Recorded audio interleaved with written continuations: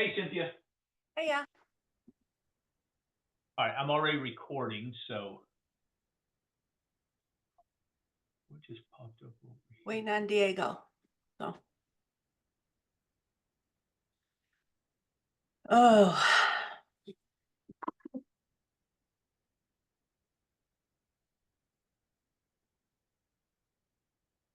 Please stop.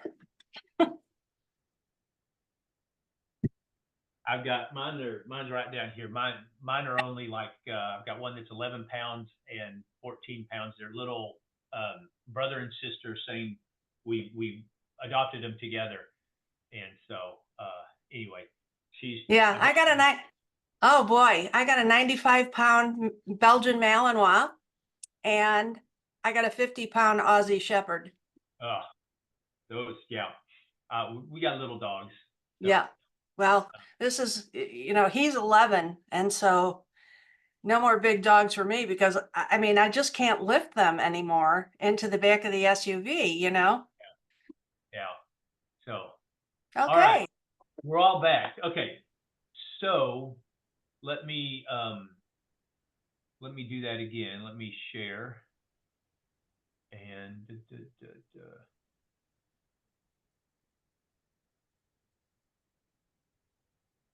okay, so let me readjust some things. Okay, so y'all gonna see me kind of looking somewhere else, but I'm going to show you we're not going to necessarily run things here because it takes a little while to set up and all that kind of stuff. But I'm going to show you what the tool looks like and does, and then I'm going to show you some results of simulations that I've done for a webinar, and so you can see sort of the domain and what the results kind of look like. So this right here, so scmBLOX, supply chain management blocks, the blocks part of it, BLOX, we have a proprietary environment that we created called scmBLOX. Am I the only one that hears Chris very low? Sorry. What? I hear you a little bit low. Yeah, me too. Oh, hang on. Here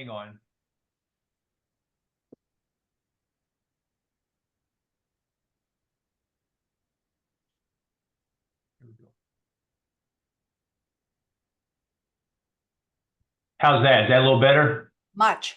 Okay. I don't know why. So I go between Teams and Zoom and Google, and it puts my volume down. First of all, it switches the microphone it's using, and then it puts the volume. Anyway, so thank you for saying that. Okay. So you'll see up here, it says scmBLOX, S-I-M, our proprietary environment that we developed that allows us to create all these tools.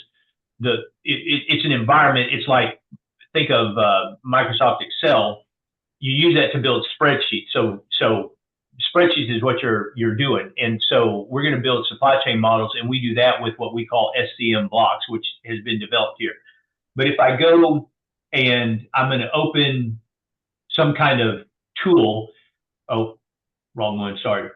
I'm going to create a new, you'll see I've actually got, within our environment, we have a lot of different things. Now, users would only get exposed to the SCM part of it, but I've actually got we do project management, we do asset management, we do a whole bunch of other things, and there's all these other tools, but we're just going to do one for supply chain management. So this is how the interface starts, and I'm not seeing it. So I assume, can y'all see my cursor way over here on the left? I can. Okay, can you see it way over here on the right? Yes. Yeah. Okay, I can't tell the expanse of it. So we have, these are agent models. They're represented by icons, but behind there is a very complicated model. And this, for example, I click and I drag that out onto the interface, and that's a make to order, MTO. So when I have it selected, you'll see over here on the right, I have a lot of different inputs and variables for that. So these can be quite complicated.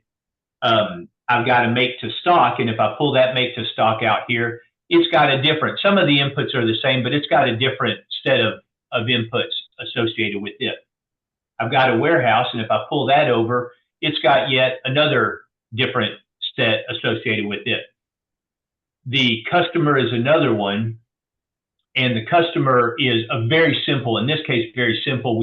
That's what gets expanded with our whoever we're working with, and we create a specific, if they want a normal distribution or if they have a system that they have demand information from. But this is just a very simple, from our standpoint, we just give you something to start with.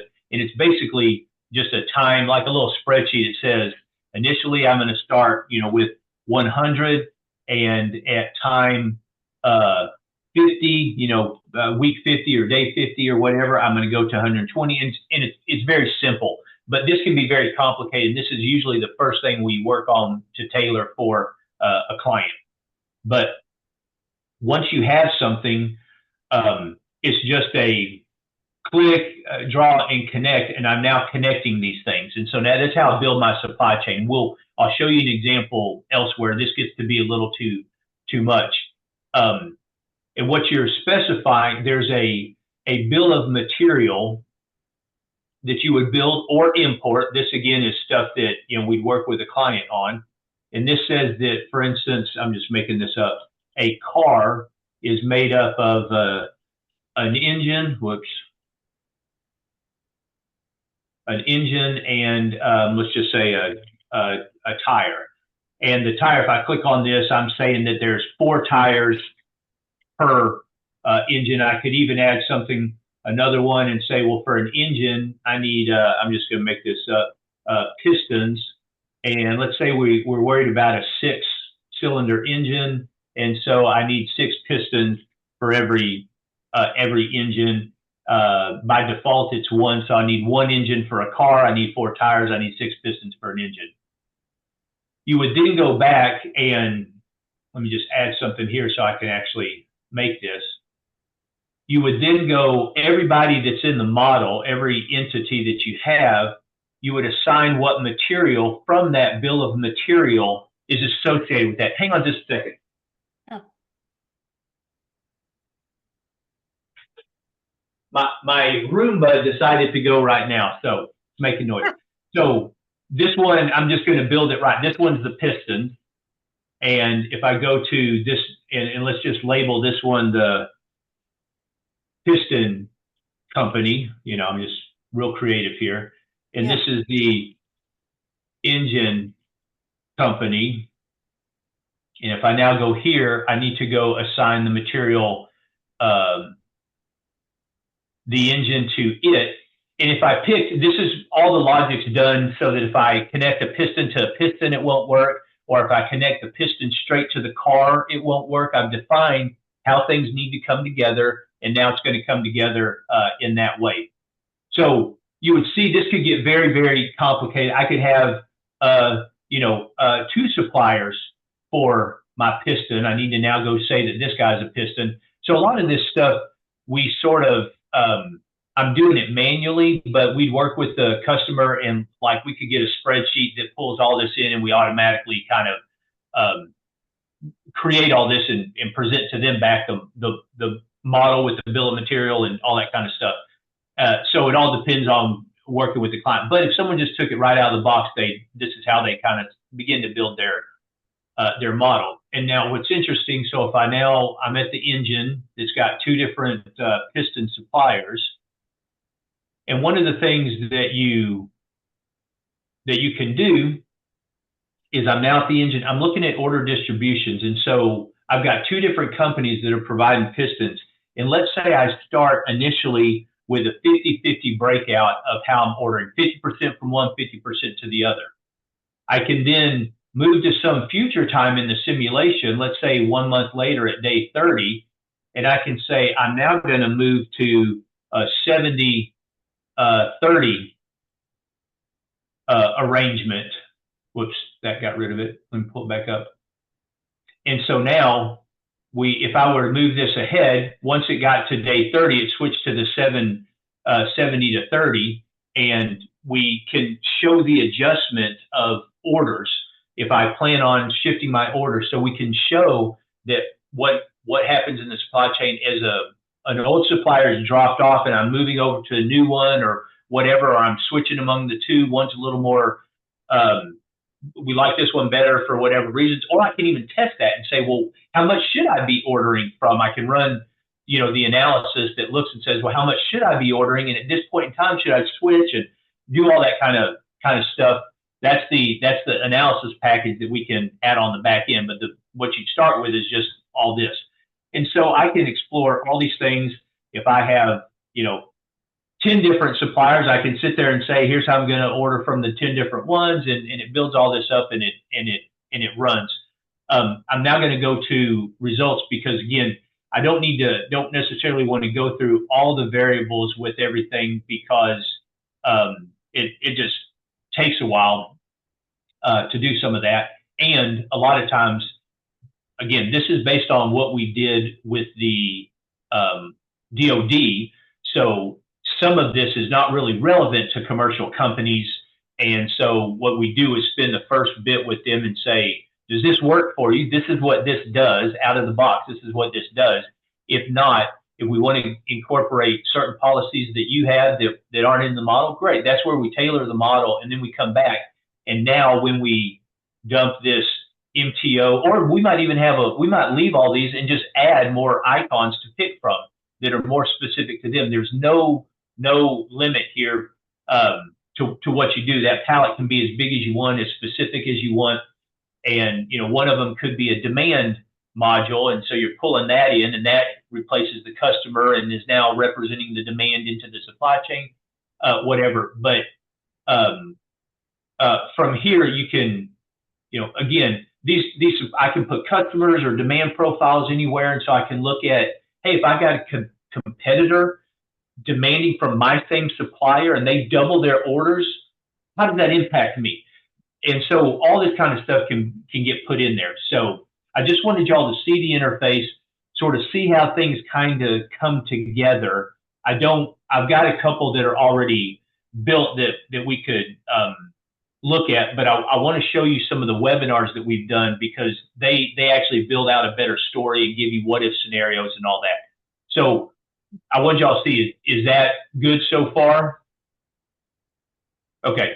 And then I want to admit I've talked to y'all, the free version that we give to universities is the beer game. And you'll notice the beer game, it just has a factory. So there's no bill of material in the beer game. We've stripped that out. So there's only one thing that can be produced. Beer, whatever you want to, it's just something. We call it the beer factory. So I'd have a beer, I'd have a warehouse. But notice when I select the factory, this is all the inputs that the factory has. So before I had a long list of like 50 things I could change, and I could scroll through them. It's a very simplified model that we give them for Beer Game on Steroids. That's why it's free. It's actually not our model. We got it from somebody else. If I click on the warehouse, you'll see it's even less because all the production elements are out. So I'm not trying to push Beer Game on y'all. I'm kind of telling you in the same environment, kind of same sort of tool. It looks and operates the same, but one's a very, very simplified version that we give to universities to use for free. And then go download that and be off and running. So let me stop sharing there.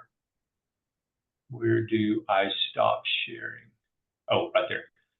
So I'm going to stop sharing there, and now I'm going to show, which one is this? 109. Let me show y'all some, I think this is it. All right. So are y'all seeing a PowerPoint? Yes. Okay. So now, so what I've done is I've used what we have in scmBLOX. I actually used a more simplified version where the model, if you look at the graphic at the bottom, basically is like this. So I'm not exposing them to the modeling. I'm just kind of saying, hey, any company in here receives material. They have a raw material inventory, and they try to keep 4 weeks of raw material. They have a production process. They have finished goods. They try to keep 4 weeks, and then they have deliveries. And so this is a basic model. Receive raw material, sits there till I produce, and then I'm trying to manage my inventories.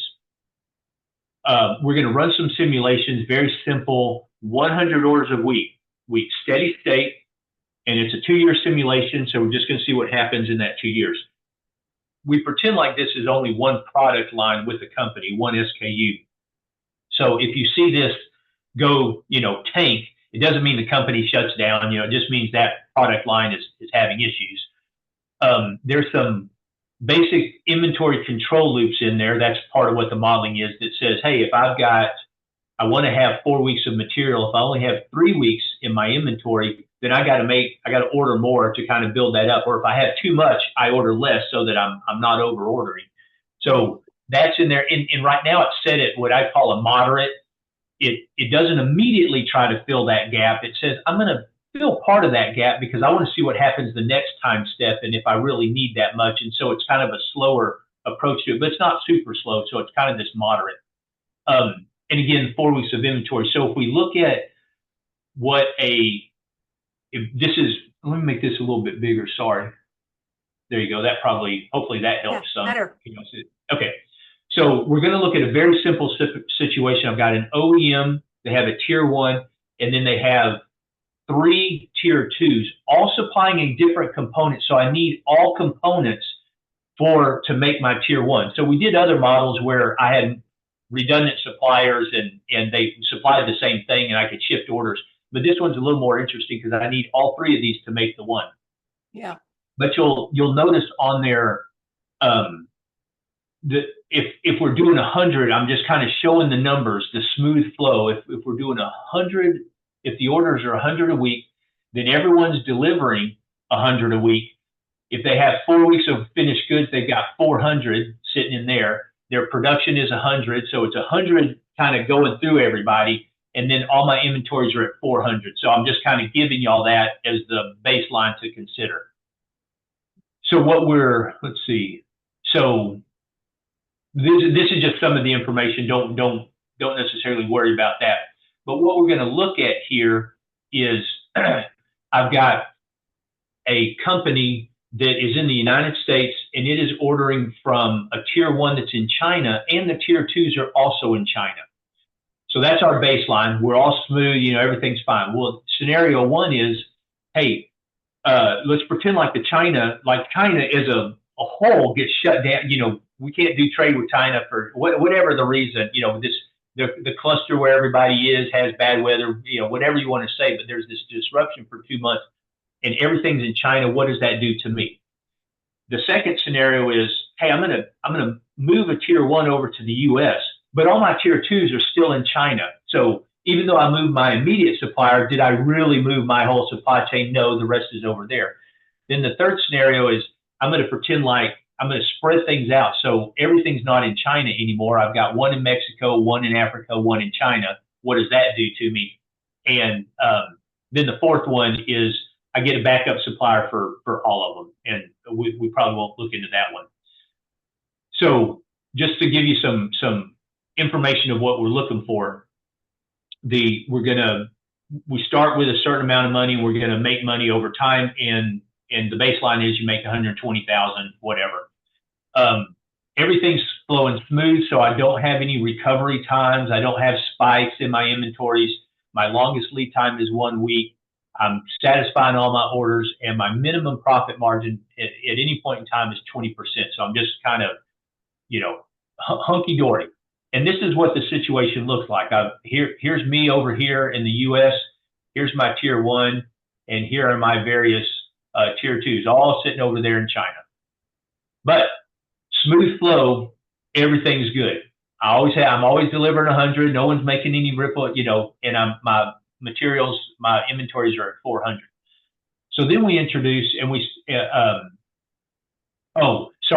that was, never mind, that was us. There was a different baseline. Don't worry about that. But it's all smooth like that. So now we're going to say, hey, there's a 2-month embargo. All this, our tier 1 and all our tier 2s, shut down. What does that do to us? And so what used to be smooth, I can see now, hey, I start running out of raw material. And then whatever raw material, whatever I had inside my plant is what I'm living off of. So I go a little bit longer and I've got some finished goods, but I quit receiving stuff, and then I kind of run the rest of my stuff through, and eventually I run out of finished goods, which means eventually I stop delivering. So for a period of time, I dip. And then after these are weeks on the scale. So 8 weeks is the shutdown. But then things kind of start to come back and I start to build up. And of course, all this buildup is having me order more, and here comes the more, and then I start doing a little bit of bullwhippy kind of stuff of, whoops, I got too much, quit ordering, and I kind of settle back down. And for a while, we have to deliver more than 100 because we've got a backlog of orders that we're trying to make up, and so we deliver more for a while. But in the end, you'll see we're kind of back down to, hey, I've got 400. My raw material is still zigzagging. That's okay. But my finished goods are back to 400, and I'm delivering 100. So I've kind of recovered, but it sucked. I went through a very bad period here. And if we look at the impact, if we look at the impact on this same table, don't worry about the second column of baseline. Well, actually, that is the baseline that we care about. So the 126 now. We didn't make near as much money. For a while, when we dipped, it took us 14 weeks to get back to even doing 50 out of the 100. It took us another 6 weeks, 20 weeks to where we were finally delivering 100. Now, we actually delivered more than 100 because we wanted to make up. But to even get to that 100 took us that long. Our highest spike was 164% over what we had initially, 400, 164% higher. And a negative, that's red, you may not be able to see it, but a negative 96%. It means we almost flatlined for a while. We came pretty darn close to running out completely. If we look at finished goods, it never went over, it never overspiked, but it dropped to negative 98%. So we were razor thin that we almost were running out. Our highest orders backlog suddenly shot up to over 1,100%. So we had this huge, obviously, we've got weeks where we're not doing anything. And so whoop, all our orders, we can't deliver, our orders increase. The longest lead time ended up being 12 weeks. We could only deliver 61% on time. And we suffered a negative 558% profit margin at some point. So we really, really dipped. And that's a combination. I'll show you a chart here in a minute. And that's a combination of these oscillations in raw material. So you're paying for raw material, but you're not delivering much. So you've got a problem there, and it makes it look bad. But anyway, that's that example.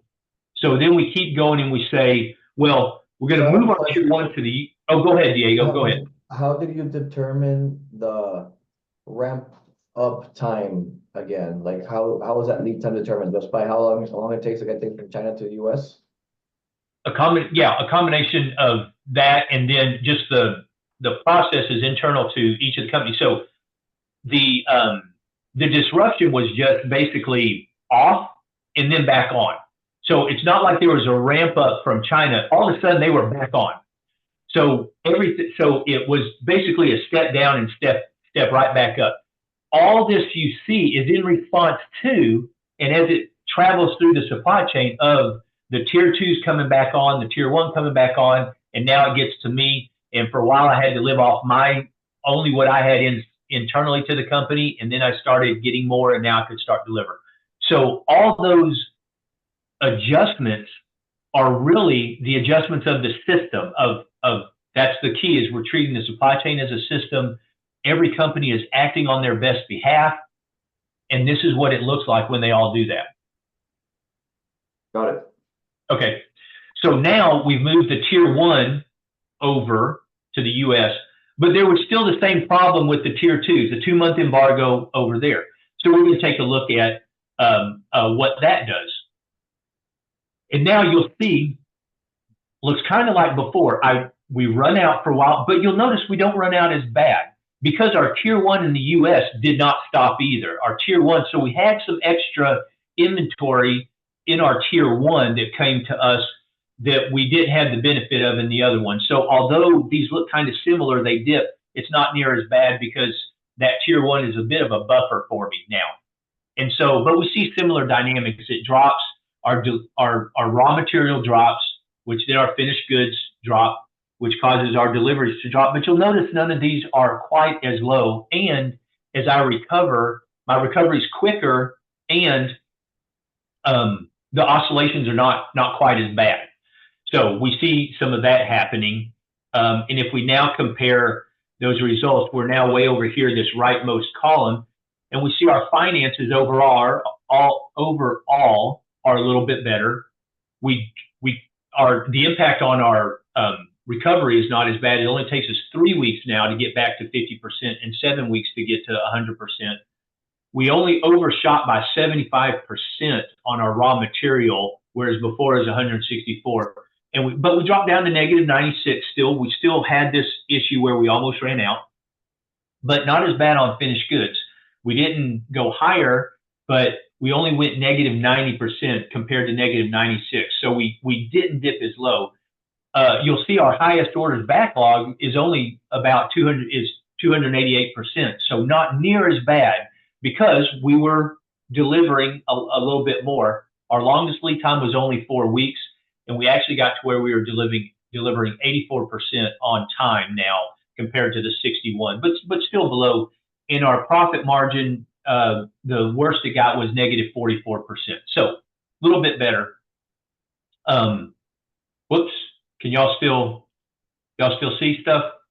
Mm-hmm. Yes. Okay, I goofed up and it showed me something. So now what we're going to do is look at a scenario where we've got suppliers spread out now. We've got them, but the one that we're still going to keep one in China, let's pretend, and it still has the 2-month embargo. So we got some issues there. So we look at the results. Again, kind of similar, because remember, I still have one in China, and I need from all my suppliers to make my component that's going to come to me. So it's not that I still need this China one, but you'll notice it's kind of not as bad, but it's very similar to the one we just saw because we still have this one in China. And in the chart, there's a little bit of an improvement. Finances get a little bit better. 2 weeks instead of 3 weeks on the recovery to 50%, 4 weeks, the oscillations are kind of the same. We only get up to 150% on the order spike. 2.5 weeks, we're up a little bit more on time delivery. So, a little bit better, not as bad because we actually, since I didn't lose everything, my constraint was just China, whereas before my constraint was everybody because everybody was impacted. Now I've got plenty of inventory for all the other ones, and I'll order, and I'm great. And all I'm doing is really just waiting for this one from China to deliver. Then the last thing, then what we do is say, well, now let's double up and give you some relief in all these areas. And we had done a previous one where we showed the doubling up helps, and so we didn't show the results. But what I want you to see, this is the comparison of the raw material inventories for all those scenarios. So here's our baseline, nice and smooth. Here's that first one where we tanked because everything in China shut down. For 2 months, we tanked. It's this red dashed line, and eventually I crawl out of it. This is the next two are really, really close because, again, they still have a tier 2 in China, and so I'm seeing that. But one's slightly better than the other, simply because I've got suppliers in these other countries and I have plenty of those, but those roughly track the same. If we look at finished goods, you'll see the red dashed there's my big dip. Everything in China shut down, big dip. I suffer a lot down here. I finally crawl out. These other two are a little bit closer and a little bit better. And when we look at deliveries, you'll see here's the red again. Scenario one, when everything was in China, it shut down. I suffered in my deliveries. Then I had to over deliver, and you'll see similar dynamics with these other two, just not as bad. And if we go to the finances, there's a chart on the profit margin, and it's kind of all over the place. So I'm going to kind of skip that one. But in the end, this is sort of the numbers, the financial numbers. That red one had us tanking. So we started 100,000, we gained money, but we didn't with the China one. We actually lost money because we were paying for things and not being able to deliver. And then the other scenarios are kind of a little bit better and a little bit better. So I want y'all, that's scmBLOX in action, one version. We then built on, that was this one. Give me just a second. Let me close that one. Let me see. Let me pick the next one. I want to kind of do them in order here at 113. Okay. So now let me show you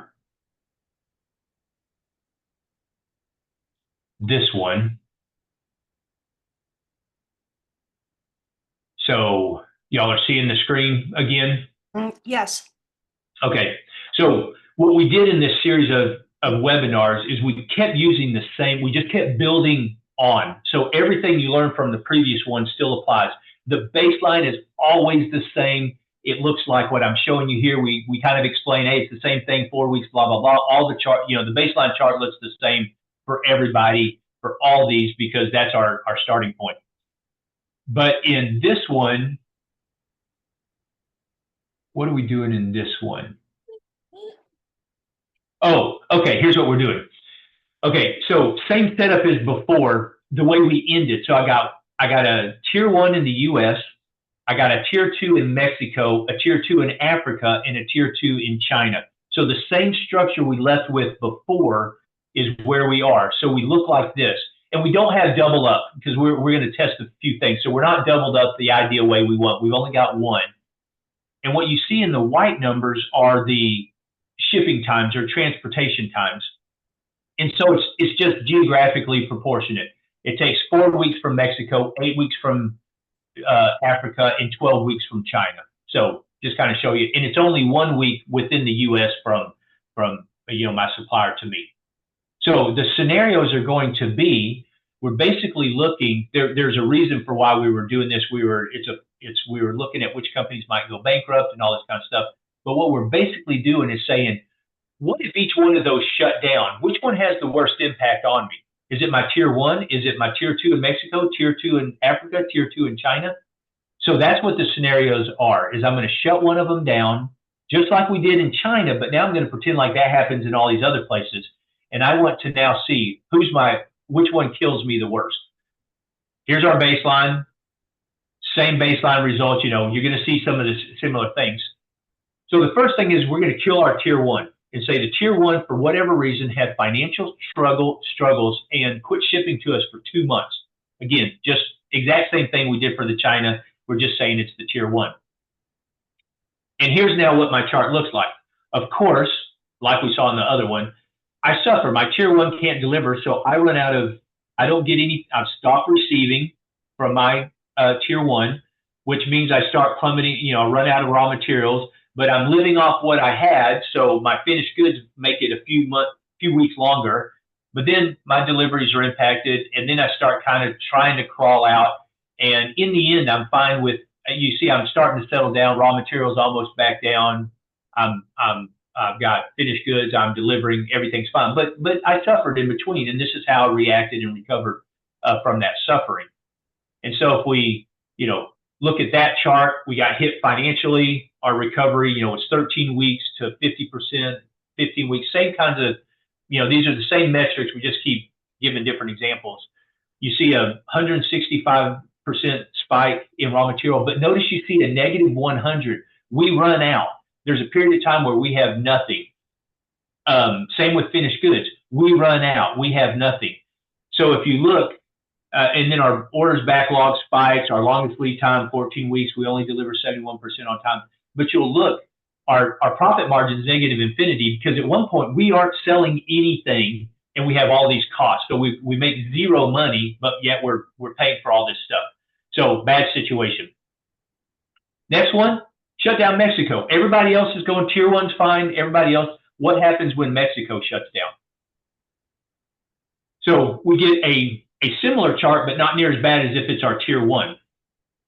We do eventually, because all 3 of these things are needed to make my tier 1. Eventually, that's going to cause some trouble. So it does, and we see a dip. I made it longer. I lasted a little bit longer before I suffered because there was all that material product in my tier 1 that could still come to me. So that delayed this from impacting me because there was more in the supply chain before I got hit by this. And then finally my tier 1 doesn't have anything, so therefore I don't have anything. So I suffer, but you see similar dynamics. I go down, I dip in raw material, which makes me dip in finished goods, which then makes me dip in deliveries, and then I kind of start climbing back out. And if we look at the results from those, you'll see financially we do better. We've cut, you know, the time for any of these recoveries are slower. We're not spiking as much on anything. Our longest lead time is now 4.5 weeks. We get up to 87% on-time deliveries, and we only go down to negative 375 on the profit margin.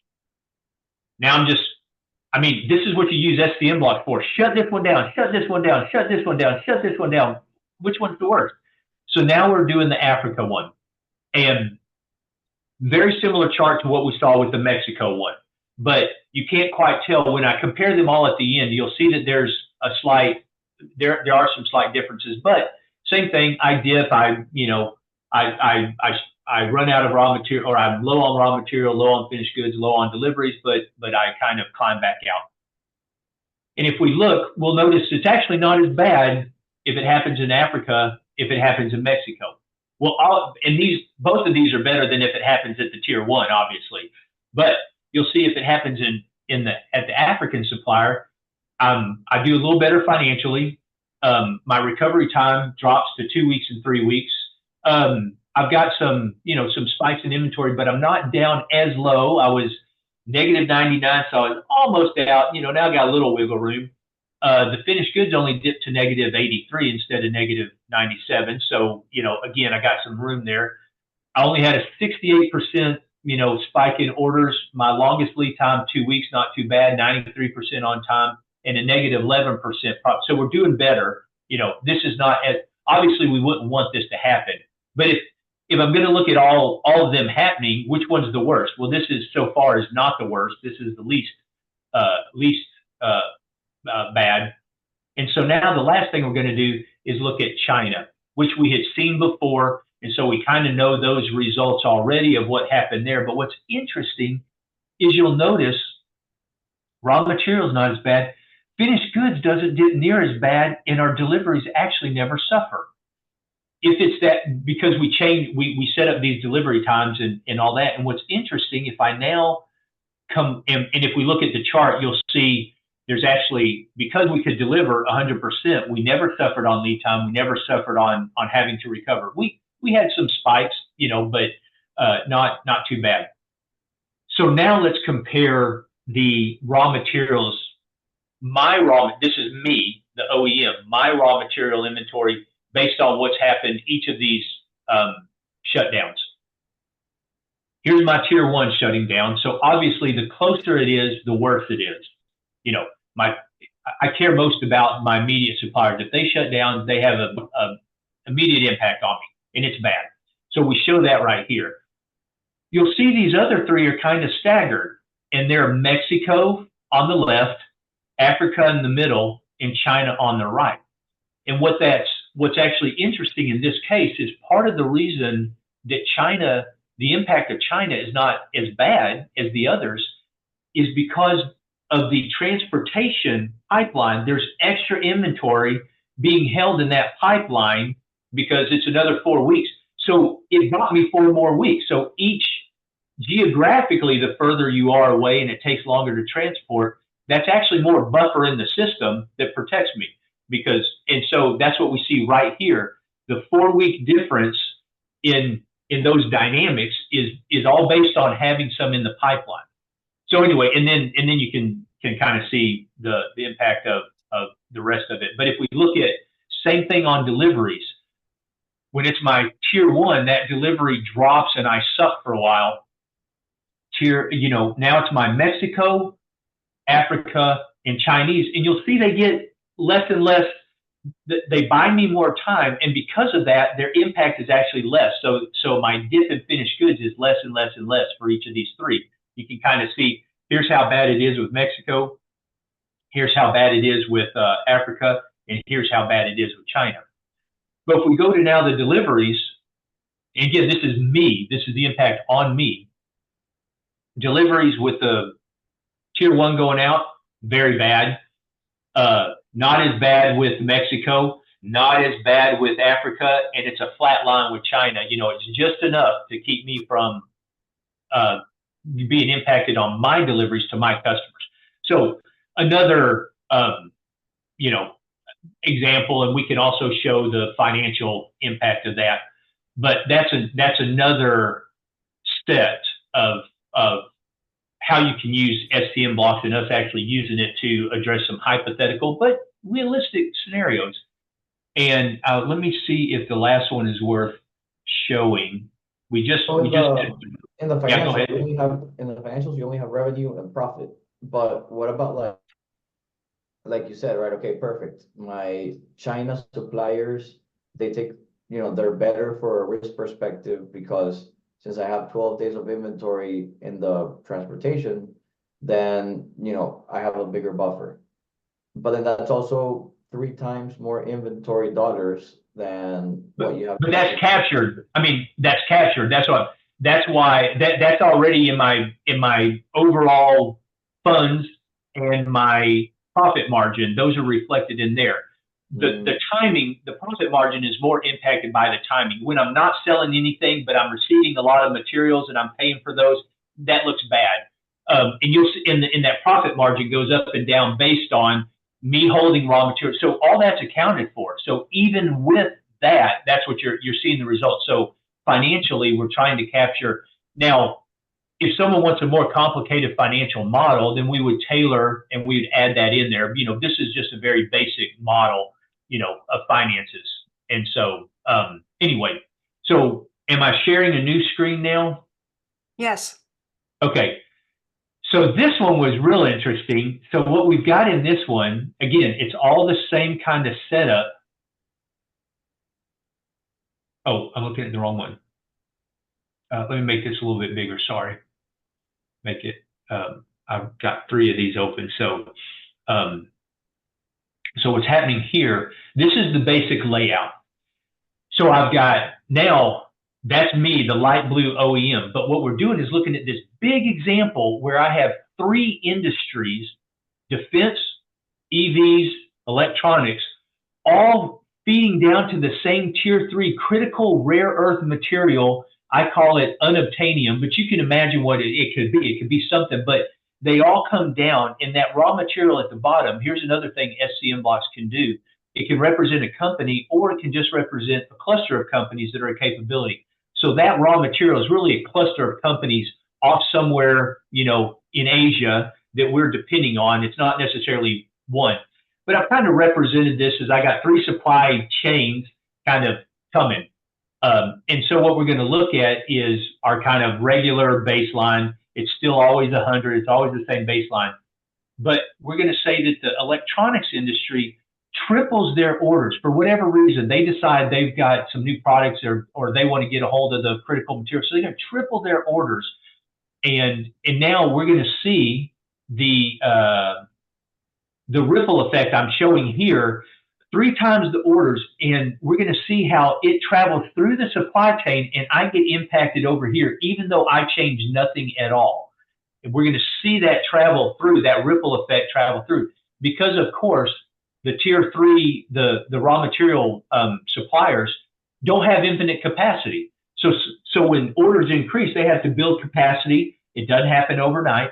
It takes them a while to build capacity, and then they have the capacity, and now everyone's getting their orders. But if we look, then when that happens, now notice, I'm the OEM. It's still me. Everything we've been seeing before, I changed nothing. But because of that 3 times order from that industry that happened, by the way back here in month 1, it took all this time, and a year later, I get impacted. And suddenly I'm not getting raw material, which means I don't get finished goods, which means I can't deliver. And then we see this common kind of dynamic of pulling out and recovering from that. And so we didn't worry so much about the finances on this because we were pretending like we were defense and every life, we're saving lives and all that kind of stuff. But the next scenario was, well, let's pretend like we developed a new product. It took us 10 months to develop that new product. And when we did that, we could cut 50% of this critical material, and we're using 50% wood. It doesn't matter, but something that's common and I don't have a problem. So is that worth the investment for me to make to develop a new product that doesn't rely on this material as much? 50%. So in month 11, because it's going to take me 10 months to develop this. So in month 11, so at month 1, 3 times the order, we say, oh, let's develop something new. It takes me 10 months. So month 11, I'm now making a 50-50 shift. And if we look, that actually helped us. We did suffer in raw material, but we didn't dip so much, finished goods didn't dip so much, and we were able to keep delivering to our customer. So it was very interesting to see that that's a worthwhile endeavor. We looked at another situation where, what if you took a little bit longer and you could get 80% removed? And so you're only 20% with this other material, I mean the critical material, and 80% is wood or water or something that's common that we're not going to worry about. But it takes you a little bit longer, it takes you a couple months longer. Is that worth it? And we were able to show it's actually not worth it, because that extra couple of months is not soon enough to beat this bow wave that's about to come at you. And so we still suffer. Now, not as bad as before, but we suffer. So anyway, it's a very interesting, we were able to show, hey, one strategy for critical materials is quit using them, redo your product. Well, and now we're showing, hey, if you could get this much gain over this amount of time, it's actually worth it. Waiting longer to do more may not be worth it. Maybe in the end you want to be 100%, so that could be worth it. But I'm just saying these things in between, really, now you've got a strategic way of looking at the supply chain and understanding how these have impacts. And now I can test different strategies for my company and see how they hold up. So there you go. I just wanted y'all to see some examples of us actually using scmBLOX and the kinds of questions it can answer. Perfect. Clear on my end. I mean, the takeaway for me, since we have 2 minutes, is good to know that, this tool does this. I do think you have competition, especially RiverLogic, for big. But they don't do this. They are very, very limited. They will say they do this, but they can't. I go ask them to do a tier 3 for 2 years and to show the impact, and they'll scramble to do that. Because okay. I know they're using either discrete event or linear programming. I forget which one. And those are, as a technology, those are not built to do this kind of stuff. What I'm doing here is not built to do. This isn't designed to tell you tomorrow whether you're going to have inventory. The tools like RiverLogic and Optologic and SimWell and name some others, 4Kites or what, I can't remember all of them. They're good at telling you in the next days, weeks, and perhaps some months, here's what might happen. But they can't show all these adjustments that everyone's making over time and that big picture impact on you 2 years later. Cool. So yeah, I mean, for me, it's, and the question again, so do you have the consulting bandwidth to implement this for a client if a client comes in tomorrow? Yeah, absolutely. And the effort, I don't know if I told you, we'd say, here are the models that are in there. Do you like them? Do you not like them? And if you don't like them, then give us a week or 2 to create new ones for you and then get you up and going. And within a month, you'll be running simulations using your own models, it's tailored exactly the way you want it to be. It's got all the extra stuff you want in it. It's got a demand module that does whatever you want. And you're off and running. Within a month, you're off and running. Okay. 3 to 4 weeks. Yeah. No, I mean, I think it's a good tool. I mean, I don't know what else to say. Okay. Well, good. I just wanted y'all to, purpose of this was just to show y'all it in action. So now you know what slides, what results look like, the kinds of questions, the big picture questions we're asking and how it answers them. And that was really, we can keep talking, how we get it out in the market, how we do this kind of stuff. That's what I need help with. So, Yep. Yeah. I wanted to see what a customer would see. Did this answer that? Let me start there. I think so. Yes. Because, I needed to put myself in the customer's shoes with my own visualization of what they would see. The benefit, like I've said from the beginning, is every customer has a bill of material. Yeah, Mhm. But I not gotta every agree, guys. customer has their Thank data. you, Chris. That was really helpful. Very cool tool, and happy to help you grow. My game's a long game, unfortunately, but happy to That's fine. support. We'll talk after. If you got to drop, go ahead and drop. We'll talk after. All right, see Okay, you guys. Diego, see Bye. ya. See you, Diego. Cynthia, I've still got time if you got Yeah. time. You know, Okay. I mean, that's what I wanted to see. What will the customer see? What Mhm. will they face? What does it look like for them to look at this? You see, what I find interesting is, from the Oh, logistics. I want to show you a different. I totally forgot to keep talking, but I'm going to Yeah. show you. What Uh, I yeah. find interesting is having the supplier go down in China, and having, freight in the pipeline. That's essentially what we've always approached customers with when we talk about strategically planning their supply chain. Because what we've said all along is if you're importing from China and you're importing, say, 20-foot or 40-foot containers, put that into an LCL environment so that you have weekly shipments, right? Yeah. So that you always have your inventory on the water and it's not sitting on the floor of your warehouse Yeah. because you've paid for that. And Yeah. that's outflow of money, and money costs money. Yeah. So Yeah. that's been the logic. This fits into that logic. Yeah, and there have been reports that have now come out, and I need to learn how they did it exactly, but sort of talking about, hey, the worst if there's a disruption, the closer it is in the supply chain, the worse it is. The further away, you got all these buffers, and that's exactly what we show. Is you're absolutely right. Every company is adjusting, and by the time it gets to you, if it's 4 layers deep, who cares? So Resolink, don't tell me that I got 50 companies, 50 risks with companies that are in layer 7 of my supply chain, because maybe that doesn't have any effect on me. But what I care about is that guy that's in Michigan that I don't care. It could be the 25-cent part, but they are my immediate supplier, and I can anyway. So we're backing up a lot of this, but what I want to show you. Oh, go ahead. No, but the customer, where the customer is having a problem is, what do I do next? Mm-hmm. Once I know that I have to create a risk program, what do I do next? And so if you have the Resolink tool, it doesn't really tell you what you do next. Right. It doesn't, because no, it does. Yeah, absolutely. I agree. Yeah. I completely. Yeah. They identify, and that's great. We don't do Yeah. that. That's great.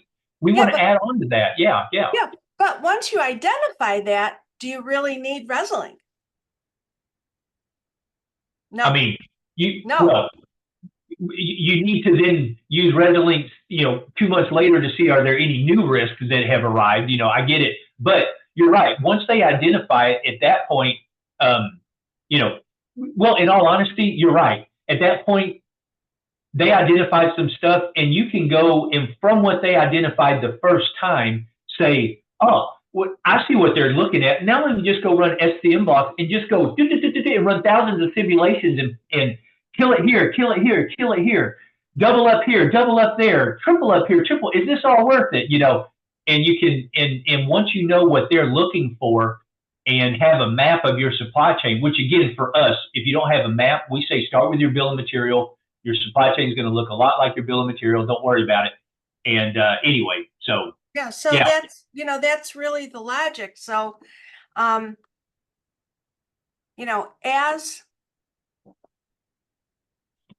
the scmBLOX tool makes better logic, because if you consider, you see, this can be used before a company signs an agreement with a new supplier. Absolutely.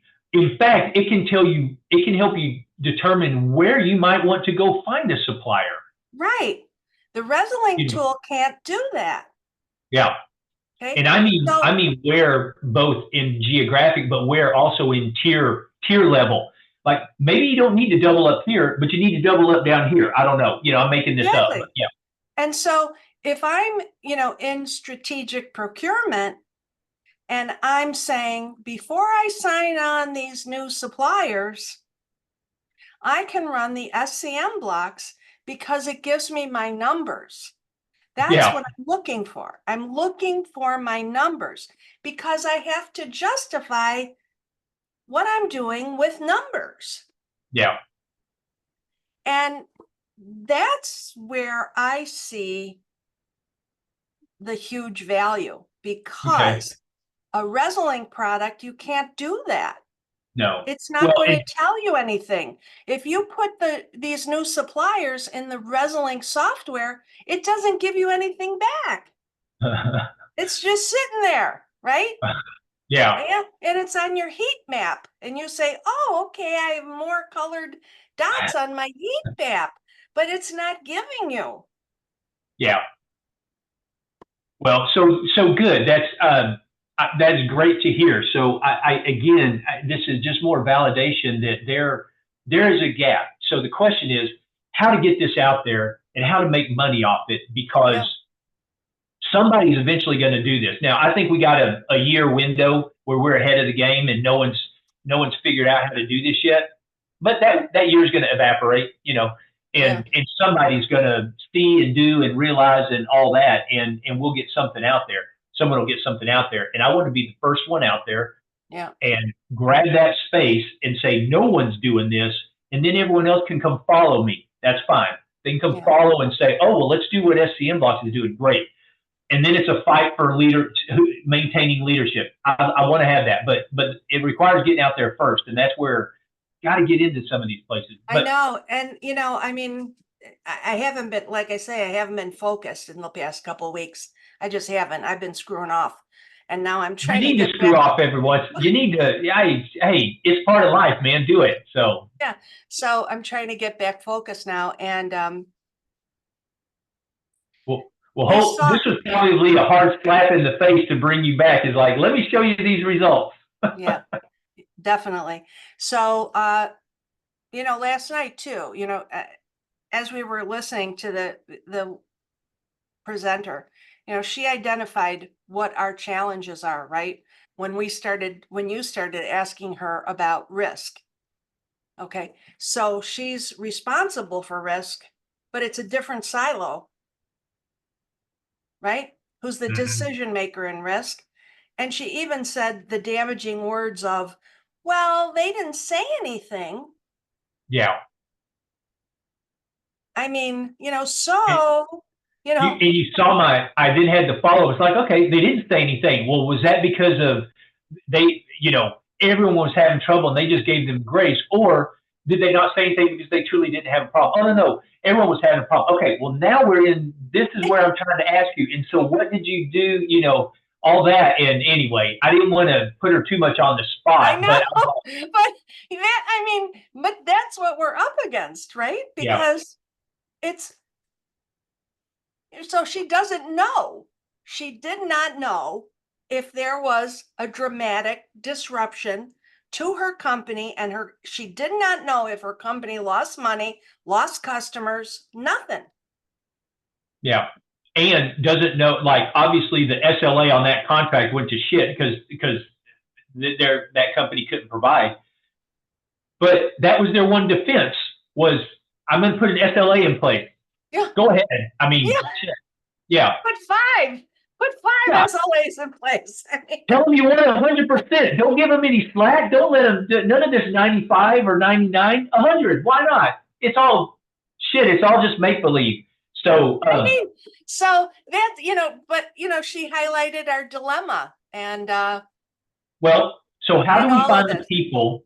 How do we find the people? And by the way, I want to show you these last couple of slides also, but how do we find the people that are of the minds? Okay, I get it. She represents 80% of what's out there. And so I don't want to try to sell to those 80% yet because they're difficult and I don't want to have an argument, convincing. I want someone that already knows, like, shit, I can't see. I don't know.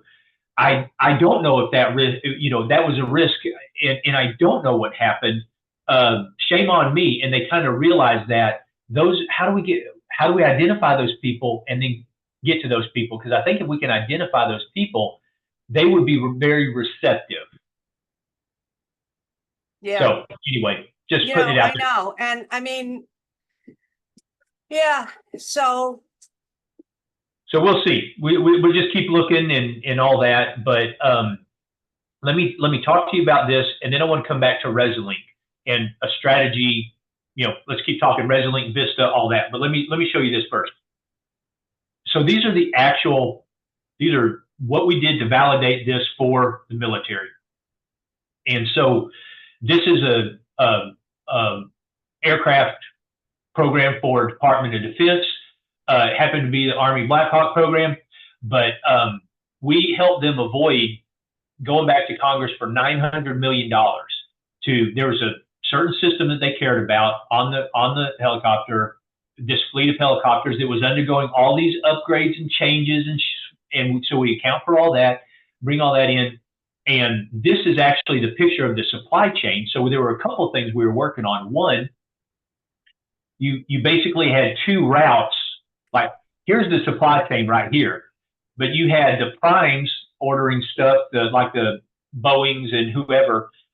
In this case, it's Sikorsky, but the prime ordering stuff, and then all the depots have material inventories, and they're ordering stuff as well. And all these are going back, and they've got a choke point at this one forging place way back there. So we wanted to check the capabilities and could, if all these changes occurred, does that choke point, is it really a choke point that's going to hurt you? In the end, it ended up not being. It is like, hey, they're fine. Do all this. We don't care. But it was, first of all, the office that we were working was like, holy cow, I didn't know we all kind of didn't know it had the choke point. We didn't realize that both of these avenues were, of ordering. We just always thought, oh, I could either get it from here or here. Well, in the end, they all go back to the same place anyway. So you're not really you're not diversifying any. But look at on the left, look at all the icons that we had in this model. So we had, 12 or 13 icons. That's a lot more complicated. There's the make to stock and the make to order. So they're the ones that we start with, and then we added all these and we adjusted those as well. But point is, over here in the graph, this green line never bottoms out, and that met their safety window. Like, don't tell me we'll drop to 1 is our lowest and then we'll recover. No, we want, at least 50. I forget what the number was, but we showed that they met that 50, that the system, that everything that they already had in there would come through and be okay. And now notice, this is over a decade. So if you look at the time, this is from 2013 to 2028. This is 15 years. So this is a big, these are things that take time and everything. So anyway, so that was one of them. We helped them avoid, we showed them the choke point, showed them that actually was okay, and we're able to prevent them from going back to Congress and having a huge delay, obviously, and it's always bad to go back to Congress, and how do you get that money worked in and all that kind of stuff. Yeah, because they're too busy giving it to other countries. But go ahead. Well, we can talk about all that. So here's another aircraft program. This will happen to be the JSF program, and what we were showing, it's in the end ended up being a simpler model, but it actually had a bigger impact because the dollars were bigger, and we helped them on the order of $1.2 billion. And if you see in the slides on the right, they were going to have a bullwhip that was going to impact them. And this bullwhip is kind of like let's call it what they're going to be able to do. This black line is capacity. And if you'll notice, can you see that there's a little red line right there? Yes. Where it doesn't track, so they fall off for a while. That's a huge no-no. That's what we don't want to see for them. And what all this information is, that's bad. So we said, well, there's a couple ways. We can either look at capacity, changing capacity in all these places, and there'd be a time element to bringing that capacity on and limits, and could that do it? And what that is the capacity says, hey, the bullwhip's coming. I'm going to change capacity to deal with the bullwhip. I'm not going to change the bullwhip. The next, and so you see that sure enough, in that middle, this one right here, we still have the bullwhip. It actually ends up not being as bad, but you'll notice this black line went way up. I can't show numbers and everything, but black line went way up, and we were able to, roughly, I mean, we're just kind of eyeballing here, but yeah. We covered it or whatever, but there's cost and everything associated with that and the whole plan. And then the other option was, well, hang on, other than, and this is what we introduced to them. They didn't think this. They thought that was their only solution. We said, well, hang on, you got all these places, and if you had extra inventory, you built inventory in some of these places, if you know this is coming and you started right now to adjust some inventories and you did it at these key places, would that help you? And you'll see that the capacity is the same as it was in the first one, and you could actually limit the impact of that bullwhip effect and give yourself margin even in your current situation where they thought they couldn't survive it and they had to add, in fact, double. I think it was roughly double or 2.5 times capacity. And so, again, we saved them. It's like, no, you don't have to go build all that. All you got to do is buy a few more of these and move some of these from here to over here. And you do it. And they're like, holy cow, anyway. So that was another one. And then this one we can't really represent. Whoops, and I should gray some of this out. I forgot about that. I've got one where I've grayed out like some of this we're not supposed to see because if someone knew what they were doing, they could figure out some of this stuff. So, but between you and me, it's not going to go anywhere else. Right.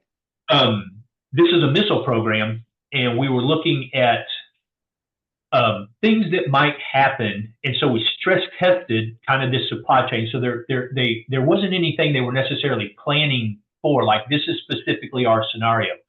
They said, well, we need to understand how this supply chain kind of reacts overall, because there's a few things that could happen, and we want to understand what plans we ought to put in place to accommodate those. So what we ended up doing was able to show them with this stress testing that they were able to survive, they were able to recover in the time periods that they wanted to and all that. And what we gave them, what they ended up with was, hey, here's a early warning indicator. If you kind of watch this and based on how it goes, you implement plan A, B, or C. If it stays the same, it's plan A. If it goes up, it's plan B. If it goes down, it's plan C. And so we were able to show them then that plans A, B, and C were appropriate. We, modeled all that and everything. And so what they walked away with was a playbook of here's options. As we see these things happen, we will make these adjustments. And so there wasn't really a financial impact, but it was more of a strategic preparation. So anyway, well, they were very interesting examples. Well, big. I mean, every strategic change has a dollar. Yeah. True. We weren't capturing, and what does this mean and all that, but we probably could have looked it's at there. Oh, yeah. If you didn't do this and situation C happens, how bad would it be? Yeah. We anyway, one part of it, but yeah. So I want you to see, that's the actual, you were talking about real world. Those are real world. So. Yeah. I mean,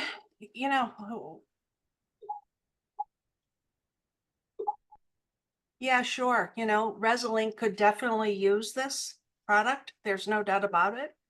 Will they be smart enough to make those decisions? I don't know.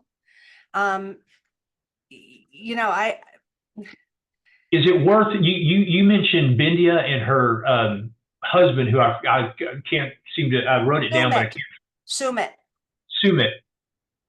Bindia and Sumit would maybe be, especially the troubles that they're having right now, maybe open audiences a little more receptive right now than perhaps a year ago. Yeah. And if we came in and talked to it, or there was the other option of Vista. Somebody at Vista. Vista owns it, bought them. This could maybe it's a bigger, strategic sell to Vista, who says, oh, I can use that at 5 or 6 different companies and not just Resolink. But, for Vista, it becomes something that says, now you're going to kind of waste money with Resolink eventually. they're not going to provide, and if they can't do some of this, some of their customers may go away. It's not going to grow as much. You can kind of see that already happening. But here's the way you add value, and you make Resolink, because Resolink is the starting point. My stuff is not. You know, I mean, you have to, you know, if Resolink has a map and has ideas of these are the kinds of things you want to watch for, great. That gives us a starting point, you know. So Yeah. anyway, think Here's about the it. problem with, as I see it, with the whole scenario. Scuttlebutt is that Vista might be, you know, setting up Resolink to sell them because, right? They only made 13% of their sales target, Wow. and lots of customers have not renewed. Lots. Well, so they're going to sell it at a loss then. Well, I'm not going to use my contacts at Resolink to ask which customers did not renew. I have my own personal suspicion as to who those are. They don't make sense what they're doing. What, you know, with the kind of talent that they laid off, they've essentially laid off the foundational members who made the company who they are today. Wow. Yeah. Wow. And there were 2 women that I worked with directly at Resolink who could speak the product as well as Bindia. Nobody else could speak that product. Not myself, no one else. And Resolink laid off both those women. Why? Exactly. And so I don't know. I don't know. I don't know what's going on. It's just doesn't make any business sense to me. I'm in the business forever. I've never seen anything like this. So is it a go talk to? So it could be go talk to Resolink, save a sinking ship of, hey Resolink, you got all these customers. This was part of the problem. You unleash this module on them, and you get them all back, and you turn around. Or is it go to Vista and say, Vista, you can see it tanking. They're not going to get any better. They've put that management wise, they've made some poor decisions. There's going to be some trouble, but this is a way to save them. They're not smart enough to know this is the way to save them. But you, as their owner now, can be smart enough to know this is how you save them. And oh, by the way, if you invest in scmBLOX, you can use it on not all your other 100, but probably, I'm going to guess 5. From what I remembered, it was a few that could probably use something like this. And this is now something you can use Vista across. You now leverage this across, and you're making all your, several of your investments are now going to be worth more, and you go sell them for more later on. So, I can see the pitch at both places. The question is, where do we start? And do you feel comfortable enough with Bindia and Sumit to reach out and say, look, when I was there, I mean you, when I was there was issues with proving ROI. Yeah. There's something out there that can prove the ROI, and it would be an excellent capability for y'all to add. And by the way, it helped y'all beat Everstream and Altana and Interos and Prewave and name it. You guys would be able to do this. Do you want to talk? And let's talk. That's one. Do you feel comfortable enough doing that? Do you want to do that? I don't care. And you've got skin in the game. We haven't signed anything, but you're gonna get paid out of all this. We can work out details, but just know that there is a payday for you if these kinds of things happen. I don't want you to feel like, I want you to know you're vested. I appreciate all your help. There's going to be a reward for that. But so is it worth going? And I'll just leave it like that. Could you do that? Would you want to do that? Yeah, I have no problem personally doing that. I'm not, they know who I am. They know the value that I brought to the company. I have no problem doing that. But I got to be frank with you too. I don't trust them. Okay. So unwrap that for me. Yeah. No, they are unethical. What? Well, so in this case, did they steal our idea Oh, or yeah, I mean, I had, another reason why I left the company, very frankly, is I brought all this global trade knowledge to them. They had no concept. They are the epitome of understanding one portion, building the technology, but not understanding the big process. Bindia does not. I Hmm. mean, I don't care. She's brilliant. She has 100 times more education, formal education than I do, but but she's brilliant in this one area, just maybe. this one. I mean, she Yeah. had no idea of the end-to-end supply chain. She could not speak to that. And I came in and brought all that. And, essentially both she and another guy put their name to my work. Oh man. Oh yeah, they were Okay. actually speaking exactly what I said to the Wow. customer that they observed, that they learned from me. They were, I mean, didn't even build their own presentation. And, I was extremely offended by that. But it's a Okay. cultural thing. They do that in India. Okay. The Okay. Indians do this. Interesting. Okay. So maybe not directly to Resolink that there's a distrust there. I get it, and that's why I'm asking you is because Yeah. you know. So in that world, then maybe it's Vista, then a discussion with Well, Vista. I'm not sure that that's necessarily, the approach. I'm just Okay. saying that I don't, this is your company, and I'm just telling you honestly what my concerns are with approaching Resolink. I'm not sure that Vista is the way to go either, because that's kind of so far removed. My contact is so far removed Yeah. from the daily grind of the company. Now, the new company that Vista just bought, the executive VP of sales reached out to me on LinkedIn, out of the clear blue sky, and connected with me. And he specifically said to me, I'd like to talk to you a bit, about your knowledge of Resolink, yada, yada. And I haven't been back to him. I said, give me Yeah. some time because I'm taking some time off. I'll come back to you. I haven't gone that way. What's the But company? What's the company? the new company, they're doing some risk. And this guy is based in the UK. And Okay. so I just haven't gone back around to Okay. him to go there. I still feel that the way forward with Resolink is most likely through Bindia and Sumit.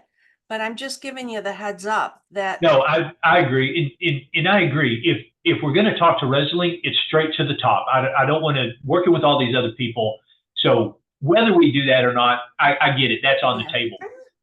The third option is Peter Gento, who has left and is in DOD, and maybe, but government's just a little bit longer. Those kinds of things. We've done a lot in defense, but it just takes a while to get to the money, to get to those things. But it doesn't have to. Sometimes they are,